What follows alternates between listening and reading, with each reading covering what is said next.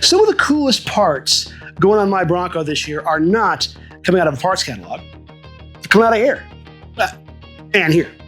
This is my brand new 3D printer, and with it, and a little bit of paint, I made these brand new badges, which are going to be going on my Bronco to replace the ones that fell off probably over a decade ago. Now, you guys know, if you're into old vehicles, that at some point, the aftermarket is going to betray you. There's going to be a part you can't find, a part that they don't even make anymore, a part that is so expensive, it's not worth buying, a part that needs to be exactly custom for your application. And that is where something like this comes in. Now, obviously, I can't make mechanical parts with this, right? I'm still forced to go to AutoZone for that. But for other stuff like badges, interior trim pieces, clips, grommets, radio bezels, anything that can be plastic or clipped on somewhere, this is a lifesaver. As a matter of fact, now that this is part of my shop, I'm finding all kinds of really cool uses for it, even like, a couple of keychains so I know which key goes to which truck. A little bit of branding going on there, And this makes sense for me because I like technology. I'm into this stuff anyway, and I can use it for the channel and do some maybe like merch stuff or whatever. But the question is it worth it for you? Howdy folks, Ed here. Welcome back to Bullnose Garage. And that question makes a difference because this is not necessarily a cheap investment. This machine here was around $700. And on top of that, it takes some time and effort to learn how to use the machine and the tools to build the 3D models that go in here. So is that worth it for you? Well, today we're going to explore that. And now this is not an advertisement for this particular machine. I paid for this myself. They're not paying me. It's not a sponsorship. But I do want to talk about the technology because I think it's important. It can do some really cool stuff. And the question really is it worth it for you to invest in something like this so that you can build old parts that you can't find elsewhere for your vehicles? And hey, at the end, I'm going to drop links to my website where you can get the printer files for these and make them yourself, including the masks that I use to paint them in multiple colors. So yeah, it worked out really, really well. I'm very impressed with this technology. So let's get into it.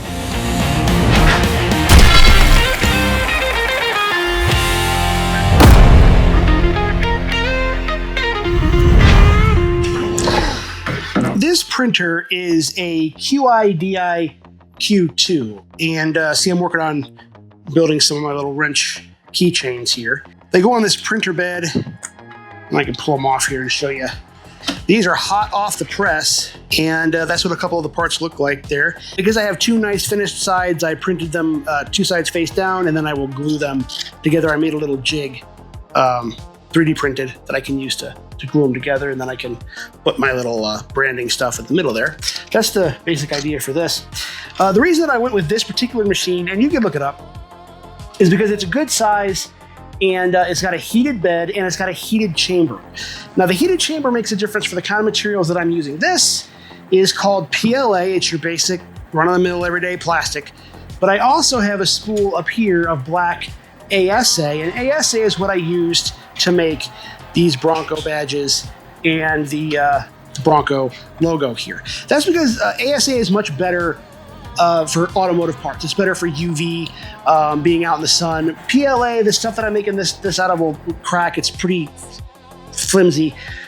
This stuff is much better. But ASA will give you some problems if you let it cool too fast. So having a printer with a enclosed chamber that can be heated is really kind of the way to go when it comes to making automotive type parts, which is one of the reasons why for automotive parts, it's a little bit more expensive than just going out and getting a printer. Now, you could, with the right setup, do ASA on a non-heated printer, or you could use PLA to make parts in your vehicle if you wanted to go a little bit cheaper. But for the kind of stuff that I want to do, I want to make sure that I'm doing it right. So that's what I'm using, ASA and a heated chamber printer, which is this one here. So, like I said, one of the reasons that I'm doing this is because I'm really tired of just not being able to find the parts that I need. I like being able to do custom stuff, having a custom radio bezel or a custom mount for a CB or a custom pass-through for some coax cable or custom clips for maybe some audio cable, that kind of stuff. Even things like a gauge pod, right? If I wanted to build a gauge pod for my A-pillar, they just don't make those for Bullnose trucks. Or if they do, they're really ridiculously expensive. There's some kind of a universal fit thing, and I'm not a fan of that. But even replacing the entire A-pillar, you could do something like that in multiple pieces using some glue and epoxy and paint and stuff or something like this and make something kind of brand new. So the nice thing is that now that I've got this capability, I don't have to worry about those parts going away and not being able to find it. I can always build something. Now, if your only desire is to keep the vehicle on the road and things like A-pillars and trim pieces don't bother you, it's okay to kind of just be, it's an older vehicle and it's okay if it's missing some pieces, and that's a valid strategy and it's okay. But for me, cosmetics, for whatever reason, make a difference. And so that's why I'm going this route. I built this Bronco badge with this overlay so that I could spray the copper color on the outside and then go over the black and not fill in the back parts, right? And this is just both 3D printed from the same plate. And that way I can solve those kind of problems. One of the things that I want to solve is my Bronco's missing a dome light, and using ASA filament, TPU filament, which is like a rubbery kind of filament, like gaskets and stuff, and PETG, which can actually be transparent. I can build a dome light from scratch using just this printer. And I ain't got to go spend 30, 40 bucks on one somewhere on the internet. You say, well, 30 to 40 bucks, what you do? You spent way more than that on the printer. Yeah. But after a while, that's going to add up. And I do like having that control. I'm kind of a control freak. I like having the ability to make things whatever I want. If I want to put a logo on that light lens, I can do that. Why not? So it's nice having that kind of control. Now, there are a lot of different tools that you can use to actually build the models. As a matter of fact, a lot of the models for this kind of stuff already exist.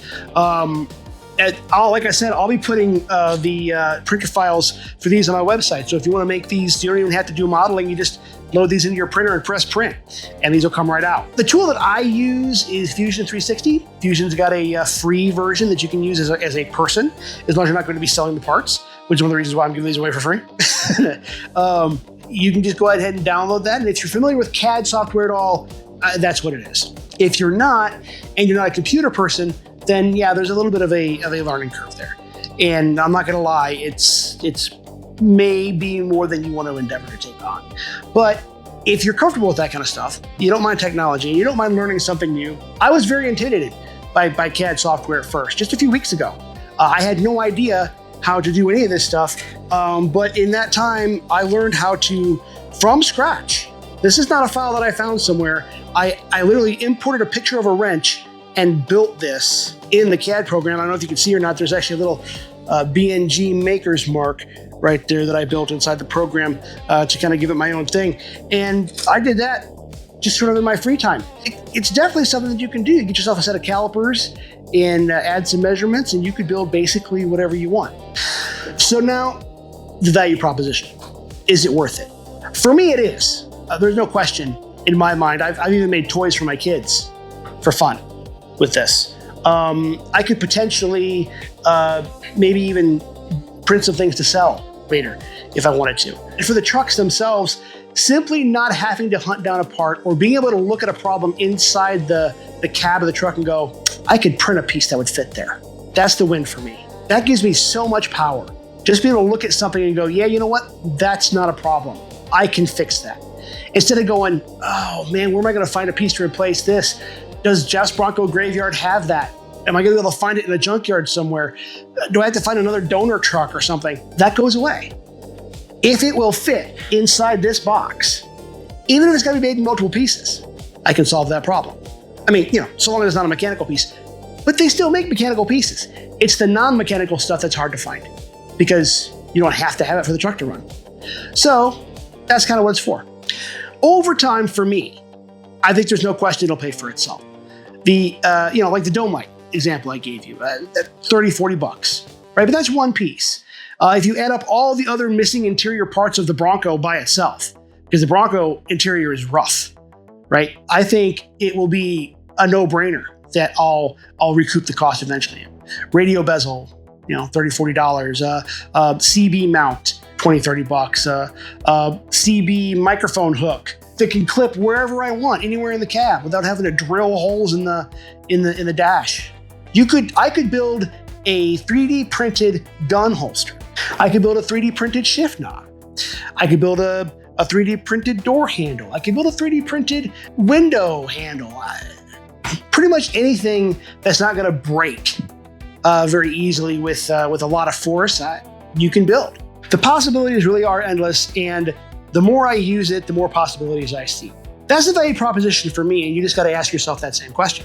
Now, a tutorial on how to build stuff in Fusion is out of my lane. I'm not going to be doing that for you, and I'm not going to be doing how to set up your printer or any of that kind of stuff. That's not my channel. But if you have any questions about this technology, or why I chose what I chose, or how I'm building the parts that I'm building, then go ahead and drop them below in the comments, and I will do my best to get back to you and answer them. In addition, in the future, as I build out more and more parts, I will be dropping those parts on my website. I have a dedicated page on my website just for the printer files that you can just simply load into a printer and press print, and away you go. And then you can have these parts for yourself. That's going to include the Bronco badges. I'll include the wrench keychain in there, and anything else that I build specifically for the trucks, that'll go in there too. Because that way, if you need a part like that for yours and you got a printer, you can print it. All right, guys, so there you go. Short one today. Maybe a little bit boring if you're not into this kind of stuff, but I enjoy it. So hopefully you got some value out of that. If you have any questions, comments, concerns, gripes, internet ramblings, stick them below. If you want to learn more about printers like this, if you've printed some parts yourself, if you've got some STL files or anything that you want to share with the community, drop them down there too. If you've got some printer files that you think other people might use and you want a place to put them, let me know. I'll stick them on my site if you don't mind, and I'll put them up there for people to share. Let's build some old Bullnose parts together. And, not just keep the trucks on the road, but keep them looking nice as much as possible. Thanks again for watching, guys. We will see you next time. She's rough around the edges, but she's doing fine. Tinkering away, getting things to shine. That Bullnose garage, she's considered divine. Thanks again for watching. We will see you next time.